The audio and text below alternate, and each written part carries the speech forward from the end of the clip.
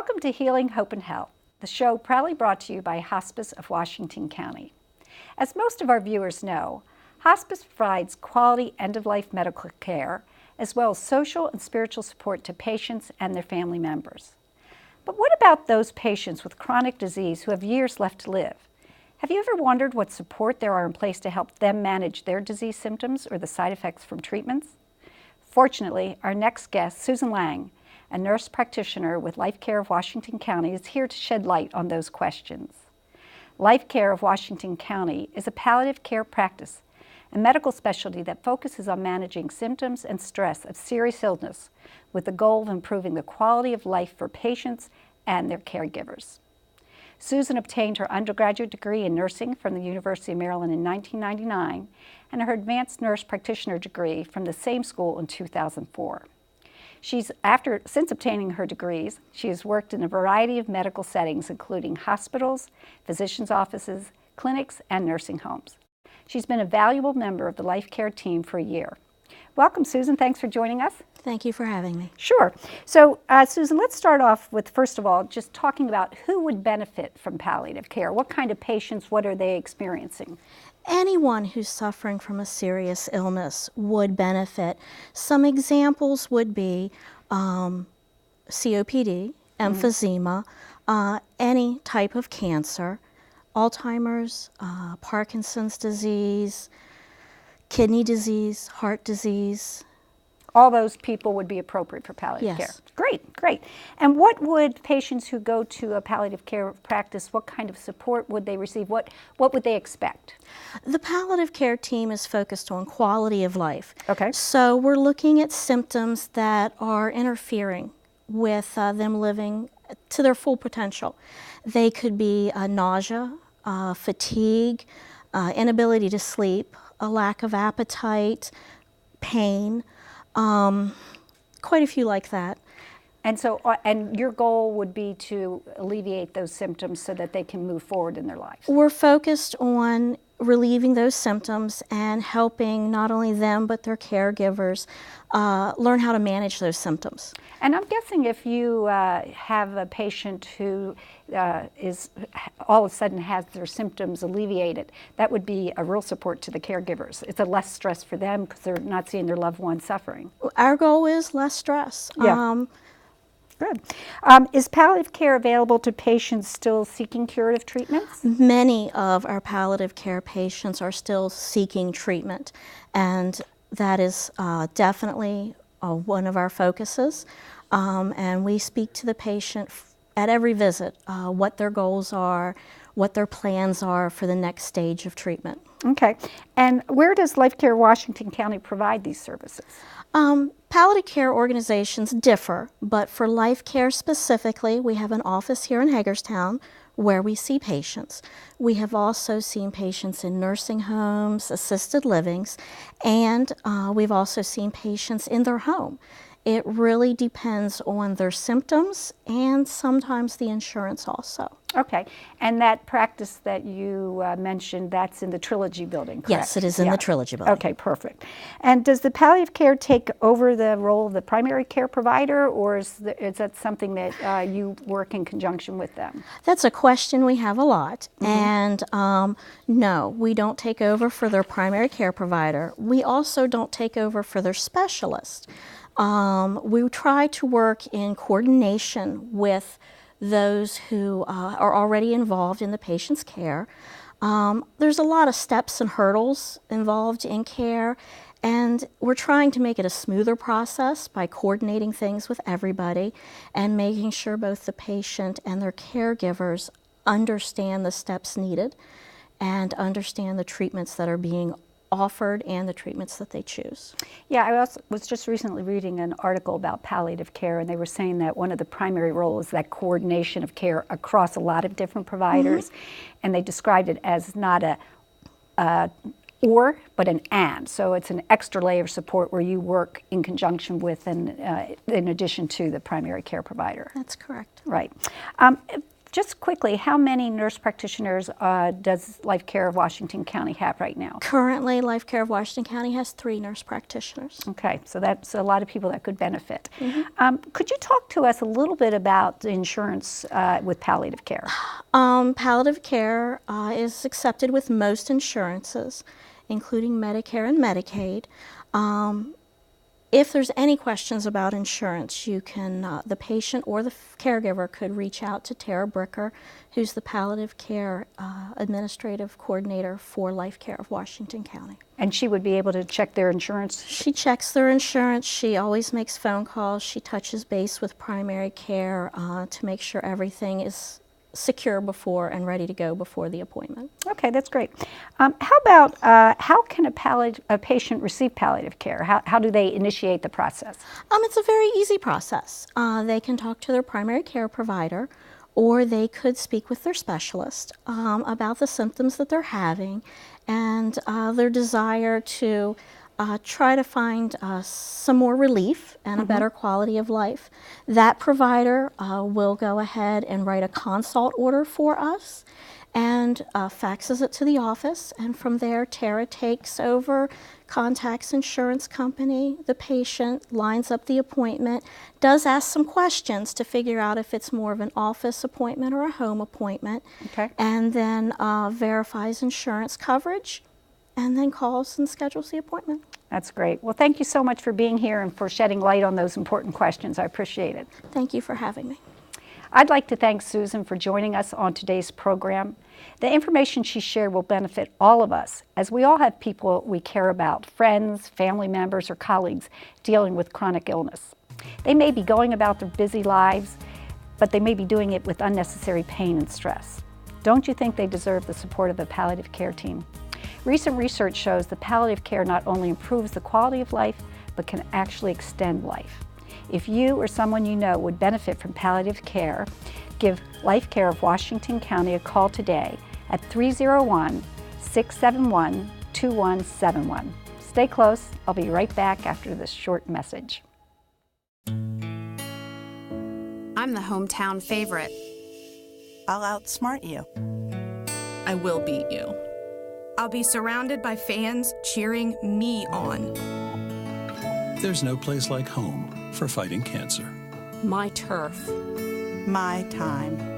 My team. Expert care, close to home. The John R. Marsh Cancer Center at Meritus Health. Living with a chronic disease is a daunting situation, but with help from Life Care of Washington County, you don't have to feel overwhelmed. With our palliative care team, we can help you manage symptoms and the weight of illness. Life Care of Washington County is there by your side, maximizing treatment options, increasing the quality of life, and partnering with you as you face the challenges ahead. Life Care of Washington County, we're with you. You don't have to struggle alone. Call today for a private consultation. Now it's my pleasure to introduce Ellen Savoy, Deputy Director of SAMR Family and Community Services. Ellen, who has both a bachelor's and master's degree in social work, has been with SAMR since 1988. She began her career there as case manager, and since then has held a variety of positions, including group home case manager, treatment foster care recruiter, trainer, and program director. Currently, Ellen divides her time and attention between the Treatment Foster Care Program, which she helped to pioneer, and the Jackie Barr Center for Wellbeing. She joins us today to talk about a program entitled Caring for Our Children and Youth, supporting them on their journey and finding out how to be a part of their success, that SAMR recently held at Hancock Community Life Center. Welcome, Ellen. Thanks for being here. Thank you, Bernadette. I'm so glad you made it in. So, Ellen, you've been with SAMR a long time. They've recently changed their name. So can you talk to us a little bit about how the name change reflects the services offered there? The change reflects the services that are actually changing throughout the nation. Okay.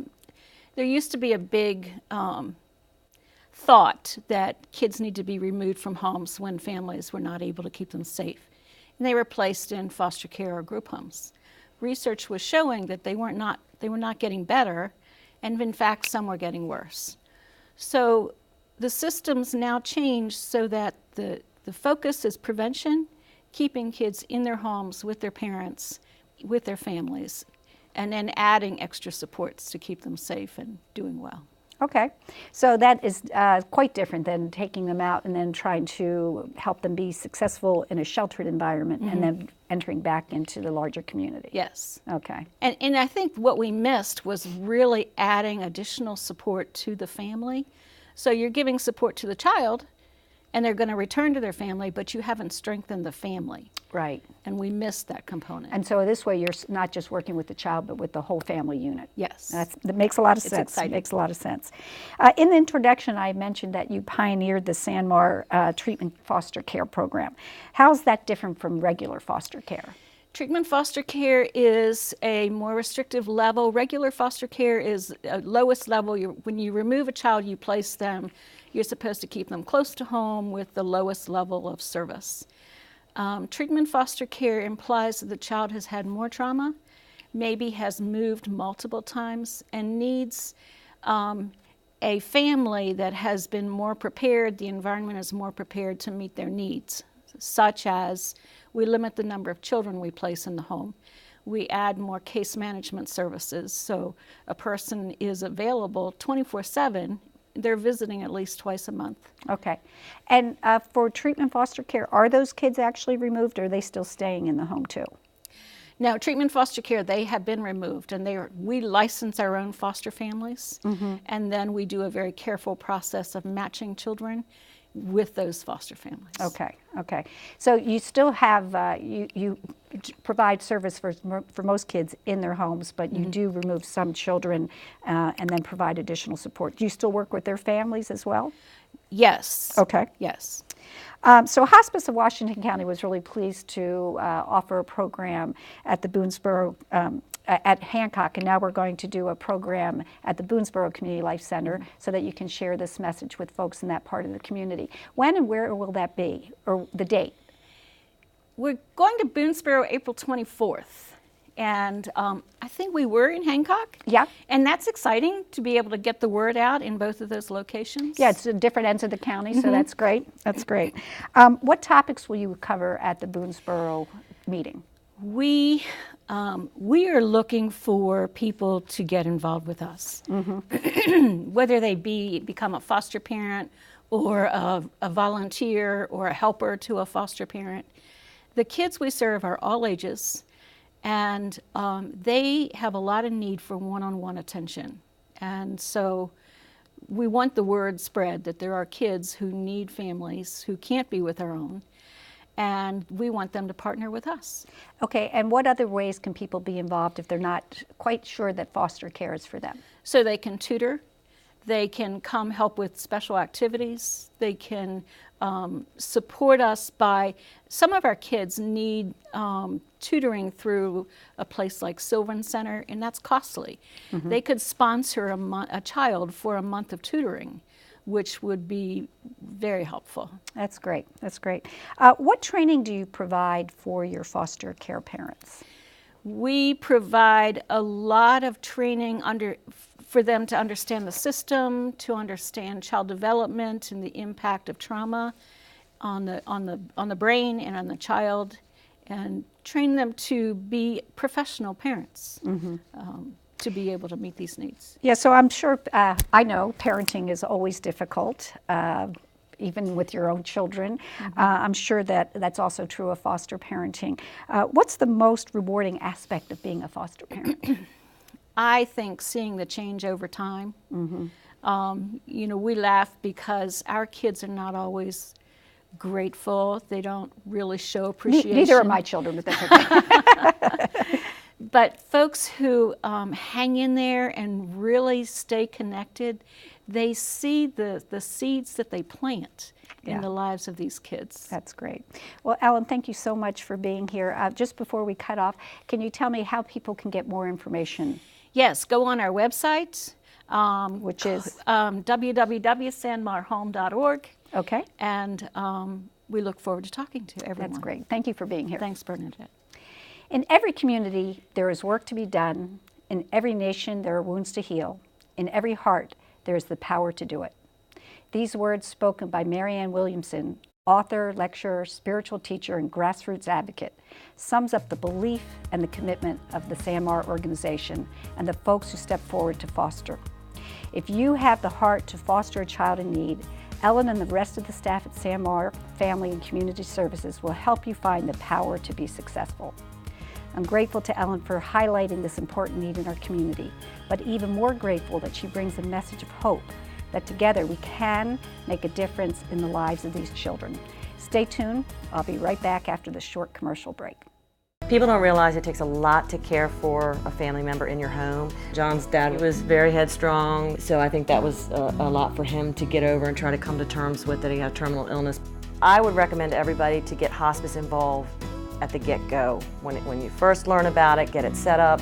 It's going to make it, I mean, it's terrible what you're going through already, but it's going to make it easier for you in the long run because we couldn't have done it without them. Call Hospice today. Hospice of Washington County, when time matters most. Living with a chronic disease is a daunting situation, but with help from Life Care of Washington County, you don't have to feel overwhelmed. With our palliative care team, we can help you manage symptoms and the weight of illness. Life Care of Washington County is there by your side, maximizing treatment options, increasing the quality of life, and partnering with you as you face the challenges ahead. Life Care of Washington County, we're with you. You don't have to struggle alone. Call today for a private consultation. Welcome back. It's now my pleasure to introduce Kate Barnard and Maria Reed, grief counselors at Hospice of Washington County. Kate received her master's degree from the University of Frostburg, and Maria obtained her master's degree in school counseling from Shippensburg University. Together, these two women provide compassionate support to many, including children, in Washington County who are struggling to cope with the death of a loved one. Because people are unique and have different needs and ways of expressing their feelings and emotions, the bereavement team at Hospice of Washington County offers a variety of programs, support groups, workshops, and remembrance celebrations. Kate and Maria join us today to talk about their roles as grief counselors and to explain the benefits of some upcoming bereavement programs. Welcome to you both. Thanks for being here today. Thanks for having us. Kate, can we start with you? Sure. So I know in the past we've done a couple episodes on the bereavement services provided by Hospice of Washington County. But I know that you also do a lot of support group work, and I was wondering, are there certain benefits or certain ways about group processing that you could talk about and how that benefits the clients you see?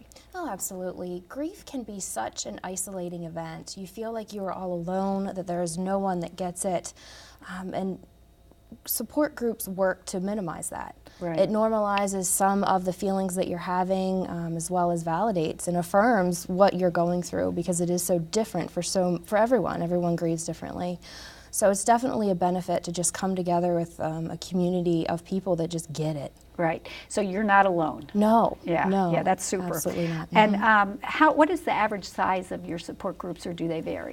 It varies. We we have the drop-in groups, Hearts of Hope, which the evening group is the one that I facilitate. We do that on the 2nd and 4th Thursday of every month. The day group runs on Mondays, the 1st and 3rd Monday from 10:30 to 12. The size varies. Sometimes we can anywhere from maybe 5 to 15, even 20. Great. And have you been able to witness healing take place? What's it look like as you see these people making progress? It's absolutely beautiful thing to see. We typically meet people when they are in the very beginning of their grief journey, and that is a very raw and emotional, vulnerable time. So when people come to their first group, sometimes they will sit and they'll simply cry the whole time they're there. Other times, you know, they don't speak, they don't participate, but then as they keep coming back and they keep walking through what they are with the grief process, you just see the transformation where they're leaning into their grief, they're walking through it and they're figuring it out. So you can see parts of their personality coming back. So in that beginning, even if they don't say anything, they must get something out of it if they come back. They just come back. Yeah, that's great. And how about, do you have some upcoming programs, support group programs? What sort of things do you have going on? Okay, the one important thing to mention that we have coming up on May 23rd is our Remembering Our Parents workshop. Spring makes you think of Father's Day and Mother's Day, and it's Right. a wonderful celebration if you still have those people in your life. It can be very difficult if you don't. So what we aim to do, we're doing this workshop where we want to give some people some ideas on how to commemorate their parents, as well as just some self-care. Let's get a plan in place so that when this day hits you, we can soften it a little bit. Now you said that's May 23rd? May 23rd. And where's that going to be? Our main office, 747 Northern Avenue. And what time? At 5:30 to Okay, 7, perfect. and if you'd like to register, just call or email. That sounds the office. great. Okay, so let's talk with you, Marie, a little bit about your program. So you work a lot with children who are in grief and bereavement. Yes, I so do. Can you talk us a little bit about the ways you support them and the programs you offer? Yes, the first thing we're going to do on April 19th is going to focus more on the adults that actually work with children. Oftentimes, the adults don't know what to say to children or what to expect when children are grieving. So on April 19th at 5:30 to 7, we are going to host an educational workshop or seminar for parents, teachers, school counselors, administrators, or anyone who just wants to learn a little bit more about childhood grief and how it manifests in And children. how they can support them. And what they can do to support children who are That's grieving. so incredibly important. I don't think we've ever done anything like that in the past, so that sounds like it's going to be a real need. Yeah, I think it will be a great workshop. That's great. We'll have to share that with our Department of Social Services and our San Martin Family Absolutely. Children. That'd be great. Absolutely. Will you be offering any programs for the kids, specifically for the children? Yes. Okay. So on June 1st, at the Cornerstone Community Church in Hagerstown, we are going to host a very special Children's Remembrance Service. It is going to be designed for and by students who are actually ages 5 to about 15 years old.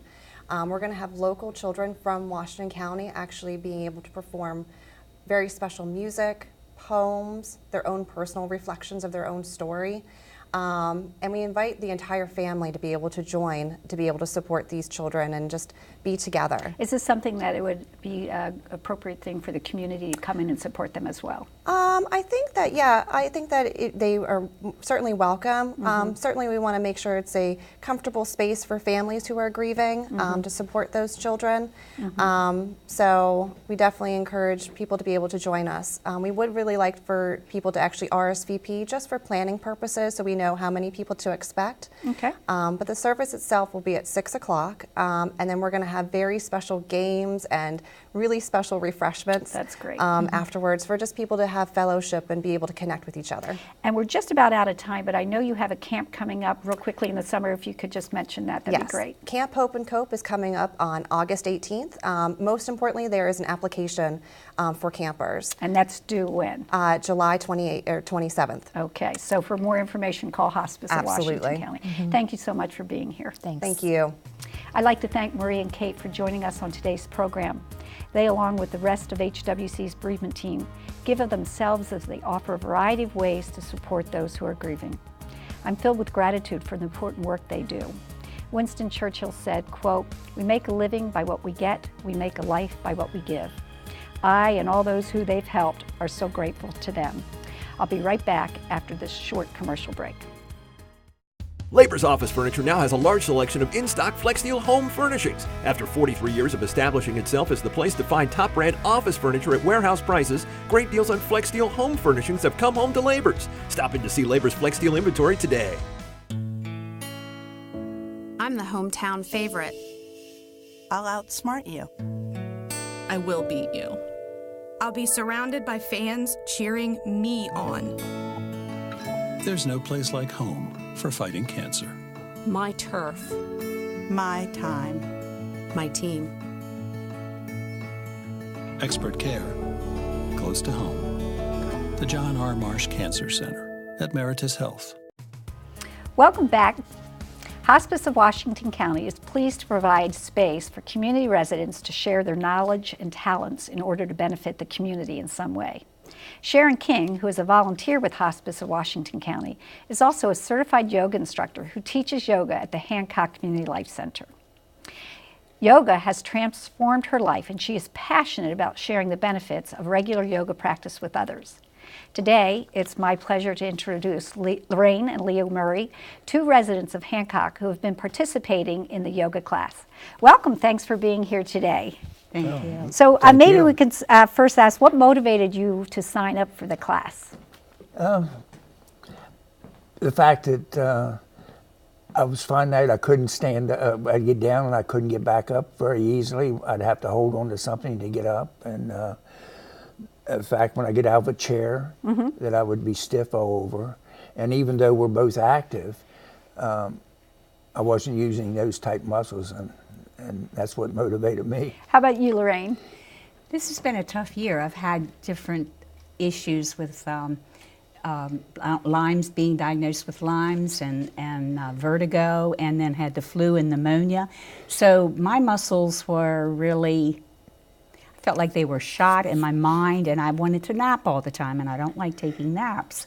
So I thought this will be great. And it was more than I even imagined. That's great. So when is the class held? It's held every Wednesday, weekly, and she has it in the morning, which I think has been very suitable because we've had good attendance. Well, I think it's interesting too. It started out as one class, starting out at 10:30, and now it's a class at 9:30 for mat yoga and 10:30 for chair yoga. Somebody asked if they could do mat, and she said, "I'll come and do that." So that's been wonderful. She's quite an amazing instructor. Yes, she is. Lorraine takes the mat and the chair, and I just take the mat. Okay, that's good. Everybody gets their needs met there. How many people are in the mat class? Right now, there's about 10 people in the mat class. Okay, and how about in the chair yoga class? We have a couple. Like I said, we had a new one come in, and so it's up to like about 14 to 15. That's great. That's a good turnout. And it's consistent. Yeah. What are your hopes from taking the yoga class? What do you hope to gain from it? I'm hoping to be able to stand up straighter and get out of the chair and feel better. And it's already improved my outlook on it, because I do wake up now and I do bend my legs back to my chest and try to stretch. So you're doing some of these practices at home on a regular basis? Yes, and even when I'm just doing normal things, I try to stretch. That's great. How about you, Lorraine? What do you hope to get out of this? I feel like I've already benefited from it, because she was able to take my mind to such a relaxed place, and I just felt almost spiritual. And I want to be more aware of my body and my being. That mind-body connection. Yes. Yeah. So I think that's one thing that we probably should let our viewers know, is that yoga, it's not just a physical practice, but there is also a component to meditation that she does at the end of every session. It was unbelievable. And that's what you like. Yeah, I've never been that relaxed, my mind. How do you think that having this class offered at Hospice's Hancock Community Life Center has benefited the community? Well, hospice is normally considered life-ending care. Yeah.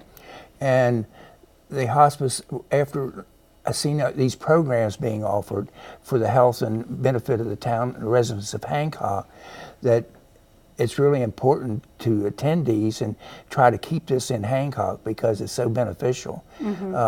The classes on banking and wills, and it's something provided free to the citizens of Hancock. Right. And you come to the town meetings, you're active and you participate, and I think it's important for that. Yeah.